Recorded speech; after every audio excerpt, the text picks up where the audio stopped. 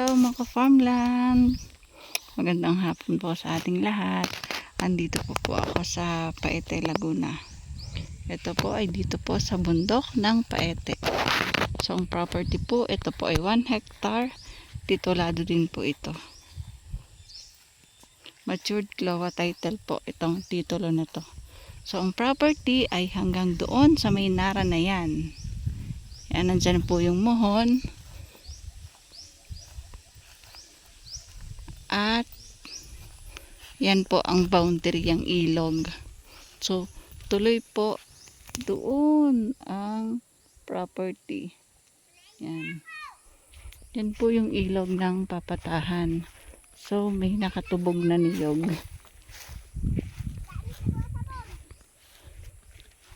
Ang mga bata ay naliligo. Yan, nalabo na po ang tubig ng mga bata. Mga farmland, andun po yung pinakamuhon niya. So ito po, palayanin po ito. Ito po ay 1 hectare. Titulado din po ito at 180 pesos per square meter po mga ka-farmland.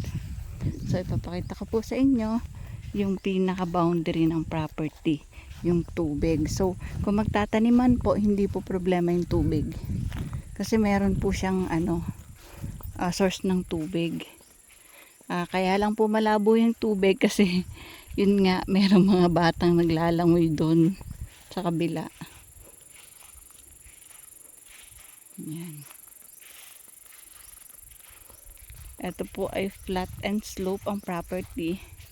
At kasalukuyan po ito po ay walang nakatanim. So para po sa mga buyer na makakabili dito, pwede po ninyong taniman ng kahit anumang gusto nyo. So andyan po ang muhon ng property sa Maynara. Kasi ito po ay hawan, as in malinis po ang property. Yan, malinis po ang property. Kita nyo naman. Ito po ay estimated po, ang pinakalayo po nito sa mga kabahayan or dyan sa may school is 100 meters po. Meron po itong sariling right of way. Ang gagawaan na lang po ito ng pinakatulay kasi nga po may ilog. Papunta po, andun po yung pinakadaan papunta dito sa property.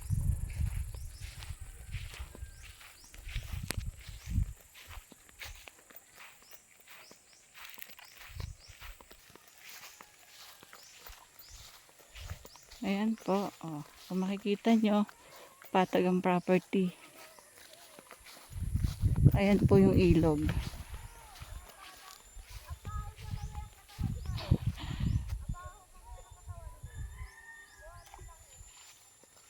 Tutuwa ang mga batang maglangoy sa ilog o nilabo na nila.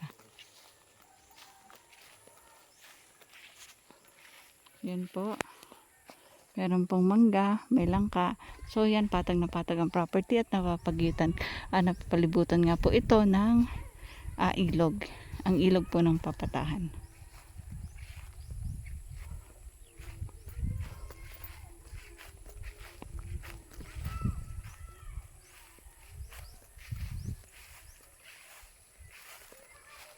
Yan, meron pong langka, mangga.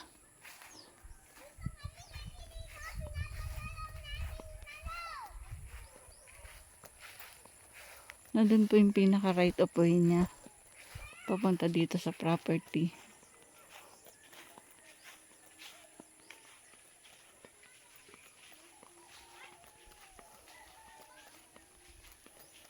Ito po mga ka-farmland ay titulado din 180 per square meter po ito.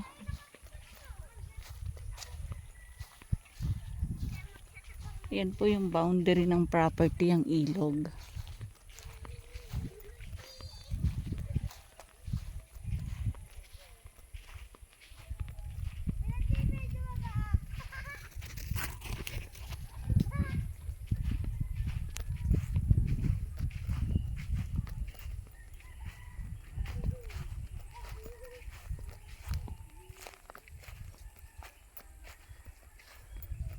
Ayan po, oh. So, ginawa po ito, oh, para meron silang paliguan or labahan. Ayan. Labo po ang tubig kasi naglaro yung mga bata. So, kagaya po kanina, yung pong maganda pong ilog doon, dito po ang uwi niya. So, lilinaw po yan. Naglaro lang po yung mga bata. So, nalabo. Pero ayan po, gumawa sila ng labahan dyan. Ito po yung boundary ng property.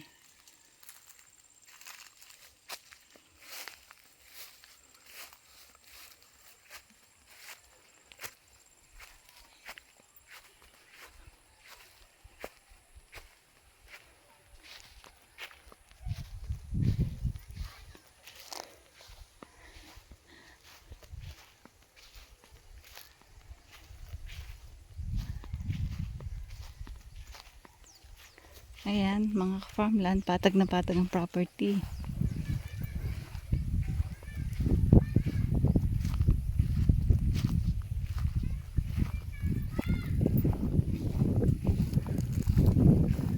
Ito po, maganda po itong taniman.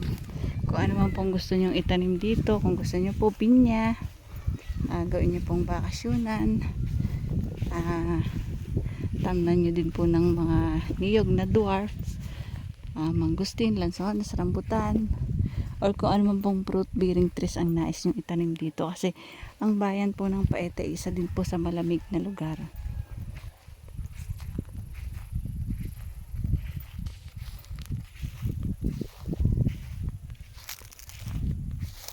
Yan, meron dambong puti.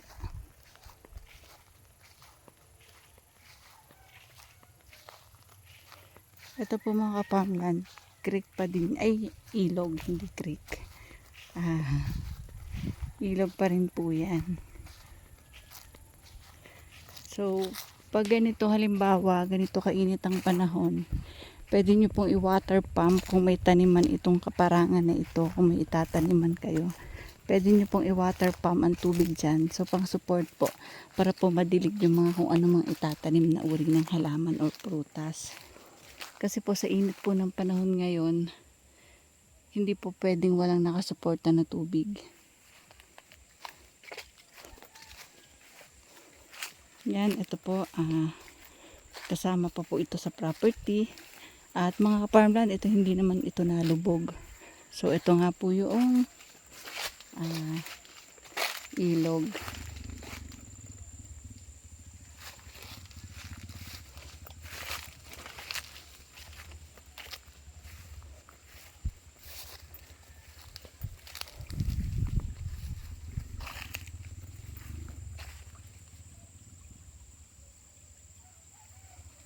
Ito po, kasama pa po ito sa property.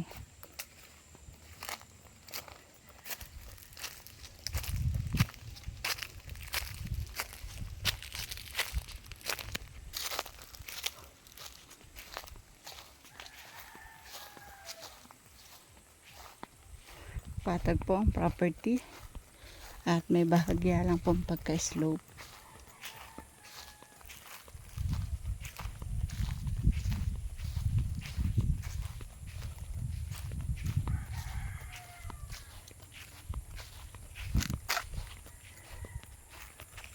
Ayan po, oh. Napapalibutan talaga siya ng ilog.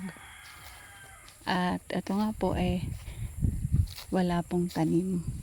Ayan na po ang kabahayan. Ayan, oh. So napakalapit po nito sa school, sa elementary at high school.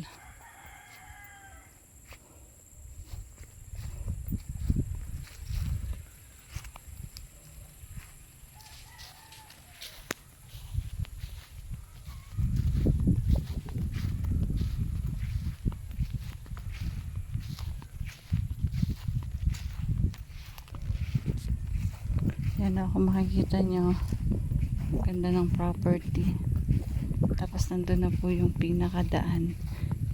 Ito yung pinaka right of way niya. Yan, ano. Yan, dyan na kami dadaan. Kasi nandun yung pinaka right of way niya.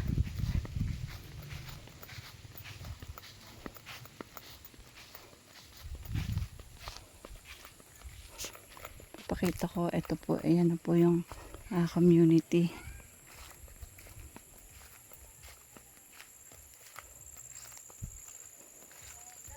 Ito po yung gagawing tulay para makapunta dito sa property.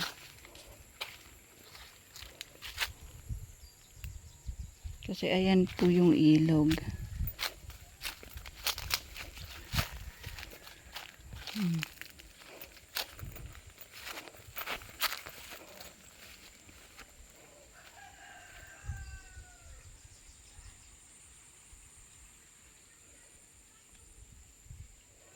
Yan. Ito po isa dapat sa i-develop lang po para maging maayos po yung tulay. So, ayan na po. Diyan na po yung daan. Yung pinaka-right up po papunta sa kabahayan. Ayan na po. Ayan na po yung mga kabahayan. So, ito po yung right of way. Para wala pa palang yung makakabili na. Wala pala itong 100 meter. So, ito na po yung pinaka right of way papunta dun sa property nga dyan. Yan o.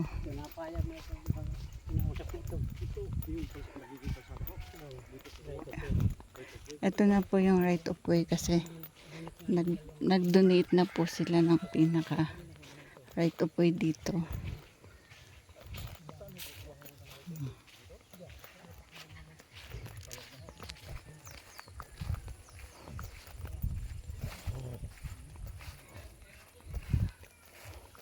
Ayan, ito na po yung pinaka right of way.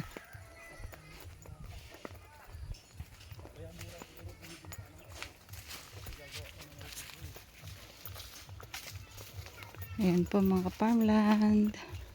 Bye bye po. See you for the next videos. Oh, ayan na po yung school. Diyan, ito na po yung pinaka barangay road. Oh. Yan. Barangay road na po. Yan, barangay road na nga to. Ano? Ayan na po ang linya ng kuryente. So, malapit lang po talaga. Estimated nga po siguro mga 100 meters po away sa property. Paano mga farmland? Bye bye. See you for the next videos.